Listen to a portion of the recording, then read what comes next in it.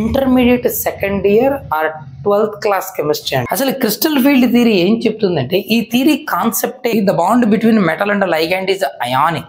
Overall గా ligands are negative, metal is positive. So రెండు సెట్లుగా విడిపోతాయి. వీటికి ఉన్న రిపల్షన్స్ వేరే.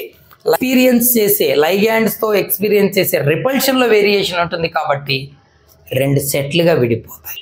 Hi everyone, welcome to my channel Chemistry SR. Those who are new here, myself Subbarayudu.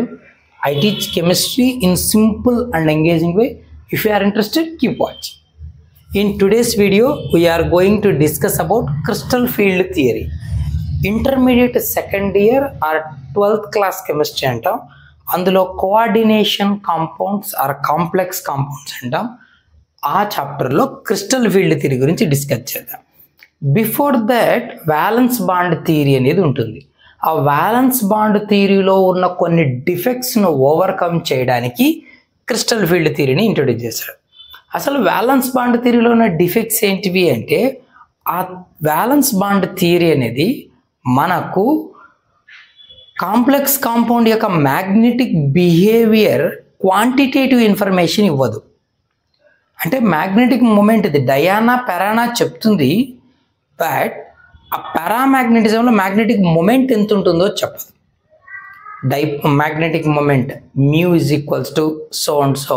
Bore magnetons 1.73, 2.84, 3.87, 4.90, 5.92 number of unpaired electrons ఎన్ని ఉంటాయి, magnetic moment ఎంత ఉంటుంది.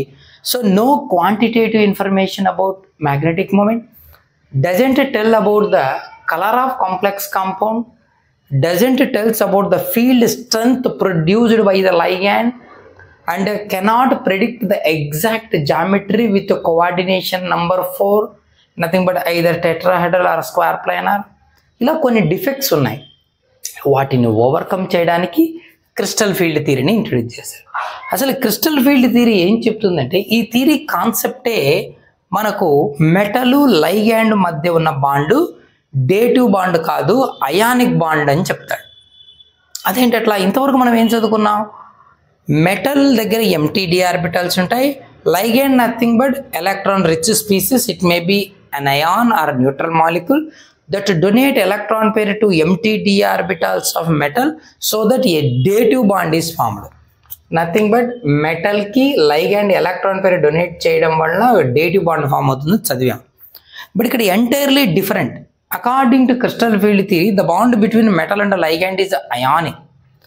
That's why it assumes that the attractions between the central metal and the ligand in a complex is purely electrostatic.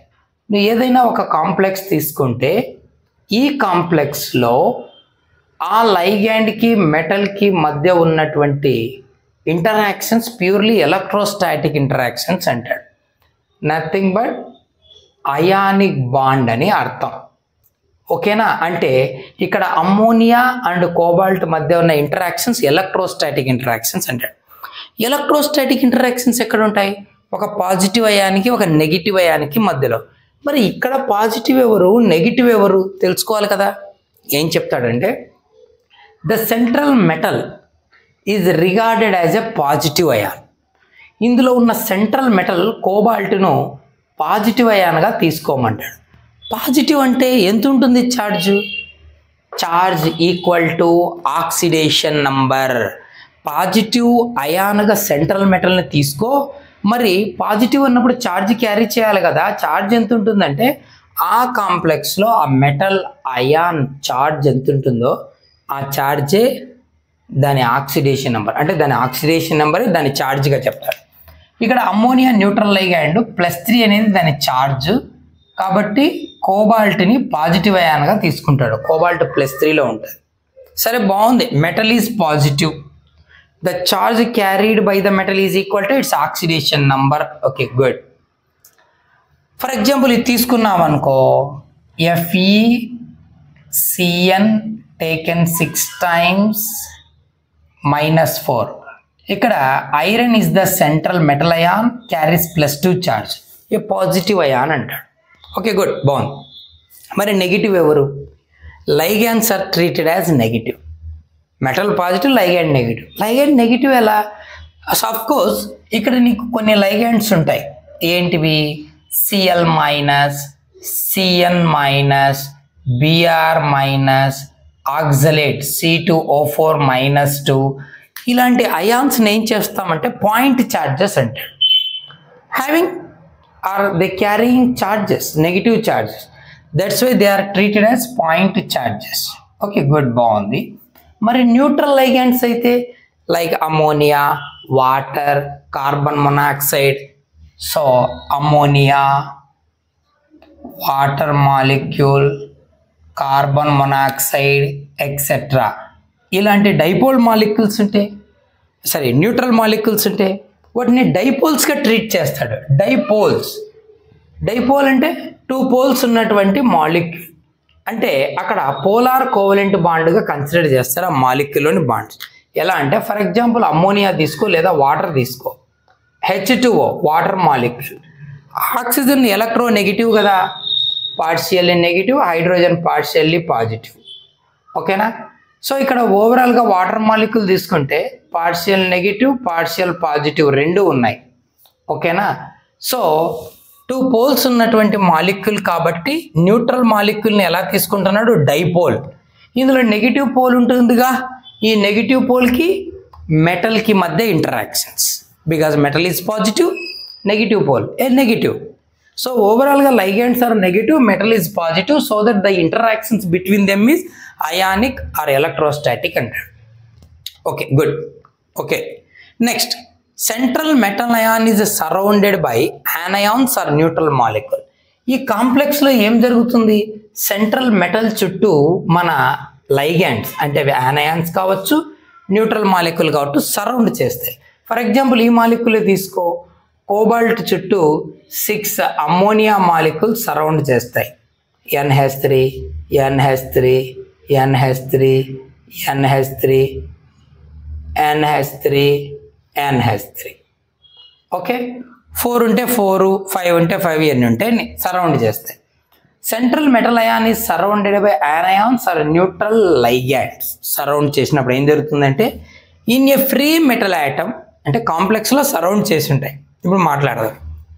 In a free metal atom, ఒకవేళ మన metal ఎవరితో combine అవ్వకుండా ఫ్రీగా ఉంటే మెటల్లో d ఆర్బిటల్స్ ఉంటాయి కదా, 5 dxy, yz, zx, dx2, y2, dz2, 5 d orbitals.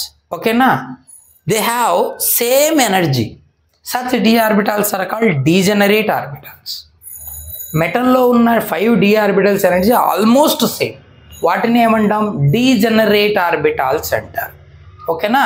సరే, ఎప్పుడైతే లైగెండ్స్ మెటల్ను అప్రోచ్ అవుతుందో, సెంట్రల్ మెటల్ దగ్గరికి లైగెండ్ అప్రోచ్ అవుతాయో, లైగెండ్స్ని క్లోజ్గా వచ్చేస్తాయో, అప్పుడు ఈ డీజెనరసీ డిస్టర్బ్ అవుతుందంట. ఎలాగో చూద్దాం. When ligands approach the central metal atom, the electrons of d orbitals, మెటల్లో ఉన్న d ఆర్బిటాల్స్లో ఉన్న ఎలక్ట్రాన్స్ ఏ d2నో, ఏ d3నో, d4 కాన్ఫిగరేషన్ ఉంటుందిగా, కొన్ని ఉంటాయిగా, ఆ ఎలక్ట్రాన్లకి అలాగే లైగ్యాండ్ ఎలక్ట్రాన్స్కి మధ్య రిపల్షన్స్. లైగ్యాండ్స్ ఎవరు? ఎలక్ట్రాన్ రిచ్ ఎలక్ట్రాన్ పట్టుకొని వస్తాయి ఇవ్వడానికి, వాళ్ళ మధ్య రిపల్షన్స్ వస్తుంది. When ligands approach the central metal atom, the electrons of d orbitals of metal suffers repulsions. ఏమొస్తాయంట? d ఆర్బిటాల్లో, మెటల్ d ఆర్బిటాల్లో ఉన్న ఎలక్ట్రాన్లకు రిపల్షన్స్ వస్తాయంట. సఫర్స్ రిపల్షన్ ఫీల్ అవుతాయంట. ఎలా? By lone pair of ligands. ఆ వచ్చే లైగ్యాండ్ల దగ్గర ఉన్న లోన్ పెయిర్లతో రిపల్షన్ను ఫీల్ అవుతాయి. రిపల్షన్ జరుగుతుంది. అవి ఎలక్ట్రాన్స్, ఇవి electrons negative. And degeneracy is broken. అప్పుడు ఈ d ఆర్బిటాల్ 5 ఇలా కాకుండా 2 సెట్లుగా విడిపోతాయి. డీజెనరసీ అంటే సేమ్ ఎనర్జీ ఉండేది, అది డిస్టర్బ్ అయిపోతుందంట. ఎప్పుడు? Whenever the repulsions between electrons of metal d orbital and lone pair of ligands experience repulsion, the degeneracy in d orbitals disturbs.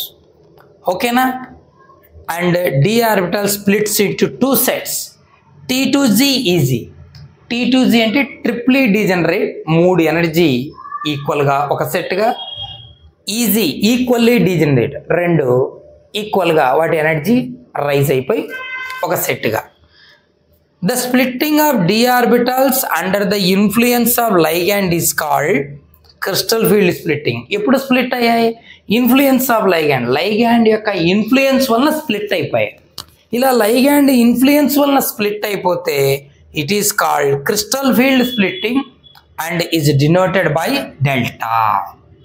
మెటల్లో ఉన్న d ఆర్బిటాల్స్ 2 సెట్లుగా విడిపోతాయి. అవి 1 సెట్, సెకండ్ సెట్. ఒక సెట్లో 3 ఉంటాయి, ఒక సెట్లో 2 ఉంటాయి. అంటే ఇవే పైన ఉంటాయా అవి కింద ఉంటాయా అనేది తర్వాత మాట్లాడదాం. So 3 T2G triple E degenerate, 2 easy equally degenerate అని 2 సెట్లుగా విడిపోతాయంట. ఓకేనా? సరే, ఎందుకు అట్లా విడిపోతాయి 2 సెట్లుగా అంటే ఇక్కడ మనకు 5d ఆర్బిటాల్ల షేప్స్ మీరు గమనిస్తే dxy lobes orient between x and y orbitals, dyz lobes orient between y and z orbitals, dxz lobes orient between x and z orbitals. First 3d orbital lobes ఆ యాక్సిస్ మధ్యలో orient అయి ఉంటాయి. Now come to dx square y square lobes orient along x and y, dz square lobes orient along z axis. There is a donut ring. Okay, అంటే ఇక్కడ చివరి 2 d orbitals axis వెంబడి lobes orient అయినాయి, 3 axis మధ్యలో orient అయినాయి. వాటి ఓరియంటేషన్లో variation ఉంది కదా, 3 సేమ్ ఉన్నాయి కాబట్టి వాటి ఎనర్జీ సేమ్గా ఒక సెట్ లాగా, ఇద్దరు షేపు ఒకలాగుంది కాబట్టి వాళ్ళిద్దరు ఎనర్జీ ఇంకోలాగా ఉంటుంది. That's why the splitting of d orbitals under the influence of ligand is called crystal field splitting. It is denoted by డేటా. అందుకు స్ప్లిట్టింగ్ జరుగుతుంది. వీటికి ఉన్న రిపల్షన్స్ వేరే. లైగాండ్ అప్రోచ్ అయినప్పుడు వాటి ఓరియంటేషన్స్ వేరే కాబట్టి ఆ అప్రోచ్ అయ్యేదాన్ని బట్టి వీటికి ఎక్స్పీరియన్స్ చేస్తున్న రిపల్షన్, ఈ 2 ఎక్స్పీరియన్స్ చేస్తున్న రిపల్షన్స్ సేమ్ ఉండవు. ఒక సెట్కి ఎక్కువ ఉంటుంది, ఒక సెట్కు తక్కువ ఉంటుంది. ఎవరికి ఎక్కువ రిపల్షన్స్ ఉంటాయో వాళ్ళ ఎనర్జీ రైజ్ అవుతుంది. ఏ ఆర్బిటల్స్ పైన రిపల్షన్ తక్కువ ఉంటుందో లైగాండ్ ఎలక్ట్రాన్స్తో ఆ సెట్ ఎనర్జీ లోయర్ అయిపోతుంది. ఇలాగేని కాదు, ఇది పైకి వెళ్ళి అవి కిందికి రావచ్చు. ఆ కాంప్లెక్స్ బట్టి, కోఆర్డినేషన్ నెంబర్ను బట్టి, వచ్చే లైగాండ్ నెంబర్ను బట్టి, వచ్చే లైగాండ్ స్ట్రెంగ్త్ను బట్టి, అది తర్వాత మాట్లాడదాం. So in both octahedral and tetrahedral structures, octahedral కావచ్చు కోఆర్డినేషన్ నెంబర్ 6 ఉండేది, టెట్రాహెడ్రల్ కోఆర్డినేషన్ నెంబర్ 4 ఉండేది కావచ్చు. The field produced by ligand is not spherically symmetrical. అంటే లైగాండ్ అన్ని మెటల్ చుట్టూ స్పెరికల్గా సరౌండ్ అయినా కూడా అవి ఎక్స్పీరియన్స్ చేసే రిపల్షన్స్ అనేవి, అవి ప్రొవైడ్ చేసే ఫీల్డ్ స్ట్రెంగ్త్ అనేది సిమ్మెట్రిక్గా ఉండదు. అర్థమవుతుంది? ఎందుకు ఉండదు అంటే వాటి ఓరియంటేషన్ బట్టి అవి సరౌండ్ చేసినా కూడా సర్క్యులర్గా వాటి ఓరియంటేషన్ బట్టి అవి క్రియేట్ చేసే ఫీల్డ్ స్ట్రెంగ్త్లో వేరియేషన్ వస్తుంది. So that they splits into 2 set. ఒకవేళ అన్నీ ఒకే విధంగానే ఓరియంట్ అయ్యుంటే సేమ్ ఎనర్జీ ఉండేది, సేమ్ రిపల్షన్, సేమ్ సెట్గా అట్లే డిజనరసీ ఉండేది. కానీ 3 ఓరియంటేషన్, రిమైనింగ్ 2 ఓరియేషన్లో వేరియేషన్ ఉంది కాబట్టి అవి ఎక్స్పీరియన్స్ చేసే లైగాండ్స్తో ఎక్స్పీరియన్స్ చేసే రిపల్షన్లో వేరియేషన్ ఉంటుంది కాబట్టి 2 సెట్లుగా విడిపోతాయి. అందుకే field strength provide by ligand is not symmetrically spherical. స్పెరికల్గా సిమ్మెట్రిక్గా ఉండదు. అది టెట్రాహెడ్రల్ కావచ్చు, ఆక్టాహెడ్రల్ కావచ్చు అంటాడు. నెక్స్ట్ వీడియోలో మనం ఆక్టాహెడ్రల్ కాంప్లెక్స్లో ఎలా స్ప్లిట్టింగ్ ఉంటుంది, టెట్రాహెడ్రల్ కాంప్లెక్స్లో ఎలా స్ప్లిట్టింగ్ ఉంటుంది అనేది చూద్దాం. This is just introduction of crystal field theory, crystal field splitting. Hope you understand. Keep watching for more videos. Thank you.